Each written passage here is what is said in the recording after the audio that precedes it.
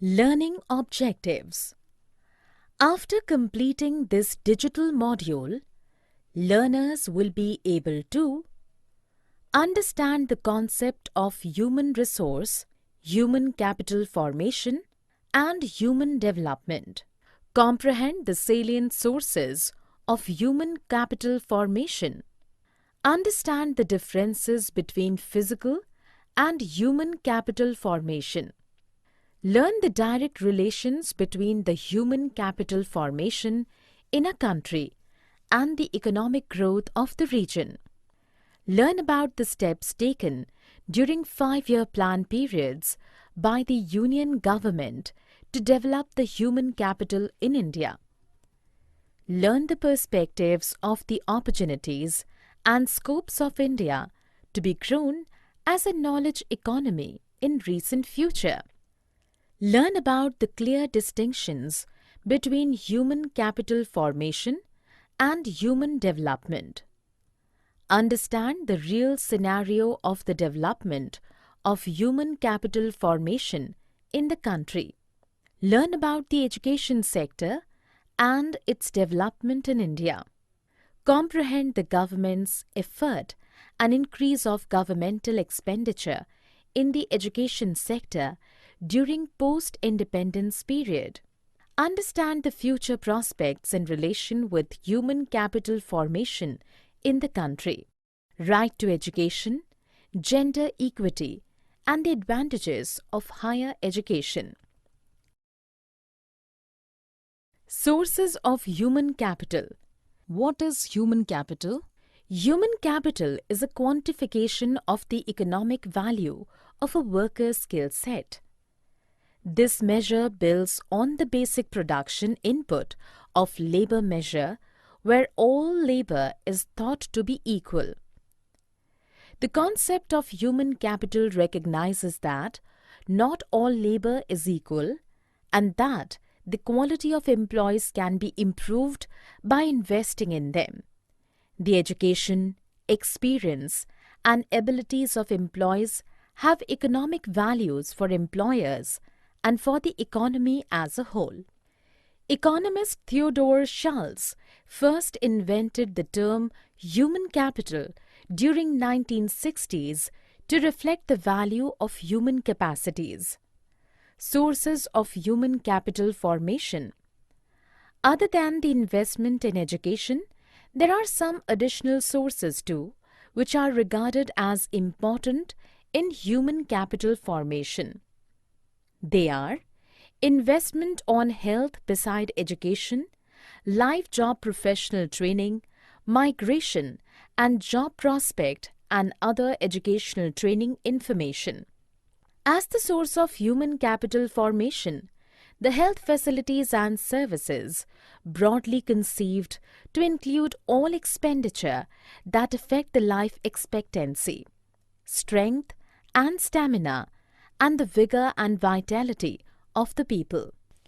Secondly, in the on-the-job trainings, including 8-type apprenticeships, as organized by several firms, the companies want to develop their human capital viewing the ways of enhancing production at the completion of requisite training. Migration of trained laborers and the importance of information. Many young people migrate to cities in search of prospects and jobs, and sometimes the technically qualified people migrate to developed countries for better prospect. The betterment in their lives is proved far greater than the cost of their migration. On the other hand, the expenditure being done for acquiring information relating to the labor market is also a source of human capital formation.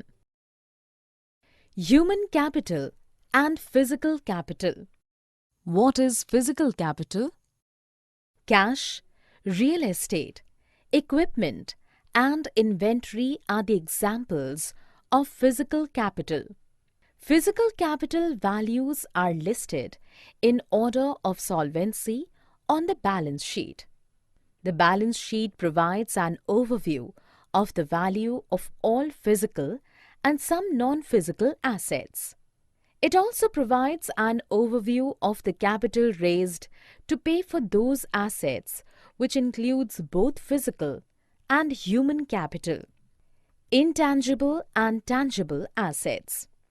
Intangible assets are non-physical capital. A balance sheet only lists intangible assets when they have identifiable values. Intangible assets can't be touched, but they are often represented by a legal document or paper. Human capital is represented by more than the company brand. Harvard University is not Harvard University because of its crimson logo. The value of Harvard University is in its human capital. Human capital includes the knowledge base of the employees and is often measured by the quality of the product. It also refers to the network of the employee base and the general level of influence they have on the industry. Differences between physical and human capital. Unlike physical capital, which is easy to find on the balance sheet, the value of human capital is often assumed. In addition to the goodwill, analysts can value the impact of human capital on operations with efficiency ratios such as return on assets, that is ROA, and return on equity, that is ROE. Where in case of physical capitals, the depreciation is high. If new technology is arrived, the old machines have been outdated. Investors can also determine the value of human capital in the markup on products sold and the industry premium on salary, but for a machine, it is valued during its inception only. Human capital and economic growth. As an economic concept, human capital is at least 2 centuries old, but its incorporation into the mainstream of economic analysis and research is a new and lively development of the past 2 decades. Fisher's definition of capital as any asset that give rise to an income stream requires the inclusion of human capital, even if it cannot be bought and sold.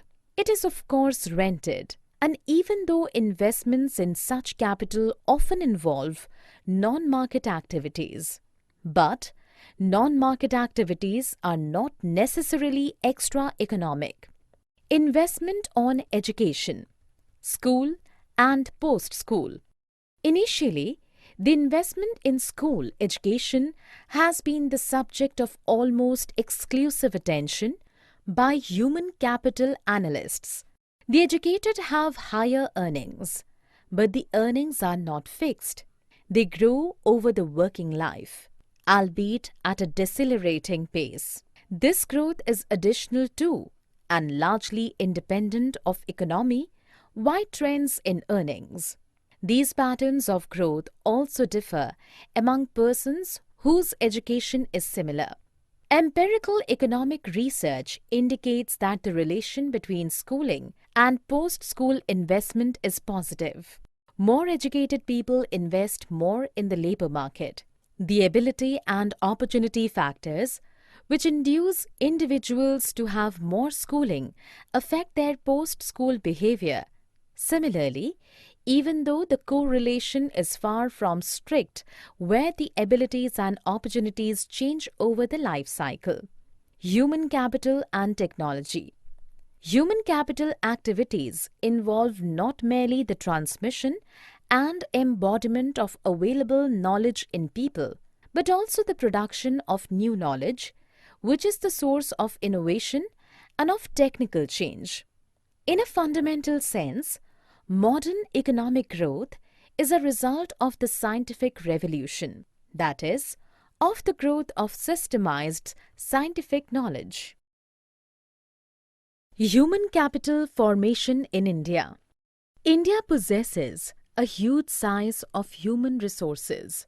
In order to transform the liability of this huge size of population into assets, adoption of various measures for human capital formation is very much essential. The term human capital formation implies the development of abilities and skills among the population of the country. In order to develop various sectors of the economy, the country should introduce manpower planning for the development of its human resources. Manpower planning in the sector of human resources. Manpower planning indicates planning of human resources for meeting the development needs of the economy. Just for the proper utilization of manpower resources, the country should impart proper education to its population and train its labor force in technology, engineering, management, medicine, and in many other fields connected with the development of various sectors of the economy. The most important factor in human capital formation is the development of top skills. As this skill formation is a time-consuming process, the entire process of human resource development demands a long-term policy. India's growth story. India has become successful in training a number of scientific and technical manpower in the country during the last 3 decades. The total number of such manpower increased from 188,000 in 1950 to 7,840.2 thousand in 2000. Moreover, the growth rate of scientific manpower during the decade 1950-60 was to the extent of 9.1% per annum, and then the same rate increased to 10.1% during the next decade, 1960-70, in which there was huge expansion of basic and heavy industries in India. Education sector in India. The 5 years plan, started after independence, helped the growth of the country in education like other areas. However, due to some inherent weaknesses at the execution part, the expected success was not being achieved. So, in order to improve the educational setup, the government constituted 2 commissions after independence. Kothari Commission 1964 to 1966. Kothari Commission, being chaired by Mr. D.S. Kothari, then chairman of UGC, was appointed under provision of a resolution of the Government of India, dated 14 July 1964, and eminent educationists in diverse fields from India and abroad. This commission was not to limit its inquiry to specific sectors or aspects of education, but to have a comprehensive review of the entire educational system. Government expenditure on public education.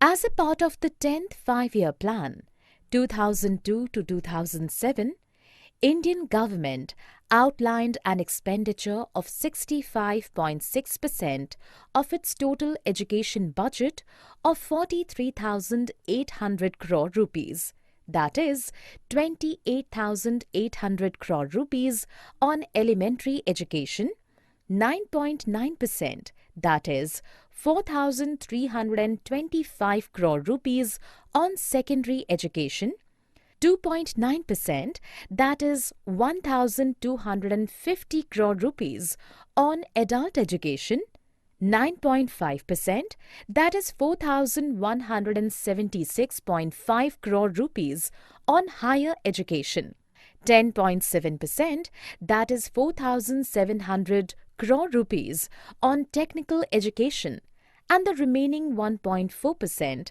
that is 623.5 crore rupees on miscellaneous education schemes.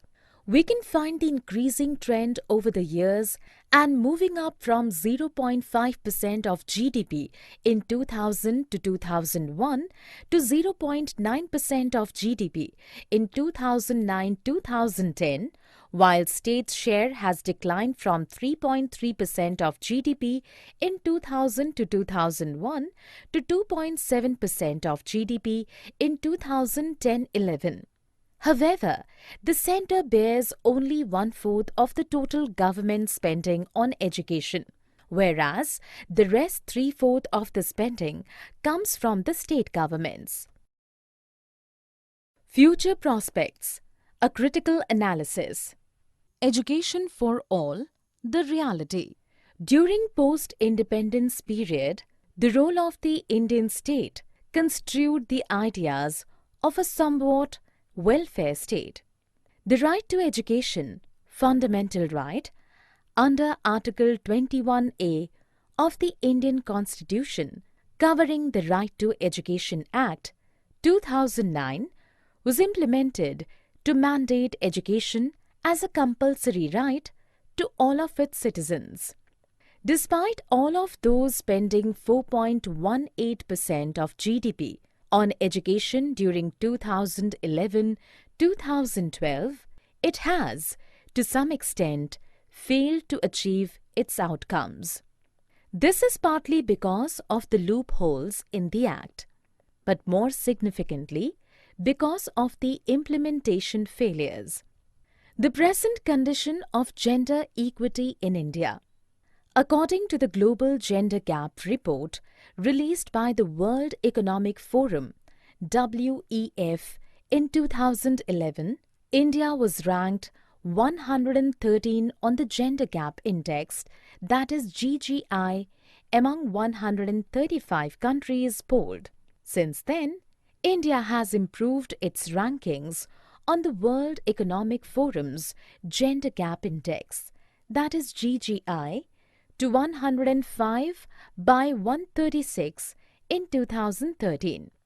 In the alternate measures as included in the OECD's Social Institutions Gender Index, that is SIGI, where India ranked at 56th out of 86 in 2012, which was an improvement from its 2009 rank of 96th out of 102. Higher education in India and unemployment. The social and regional inequalities in access and quality of higher education are enormous.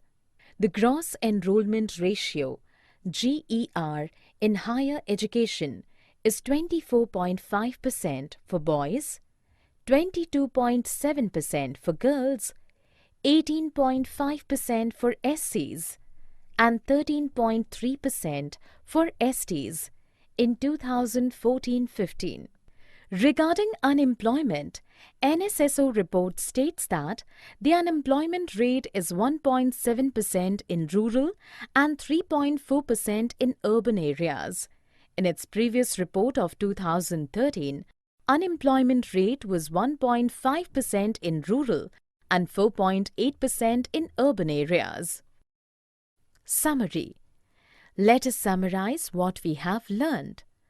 By the specific decision of investment on education, the growth of human capital formation can be assured where future productivity enhancement and surging in income source can be observed.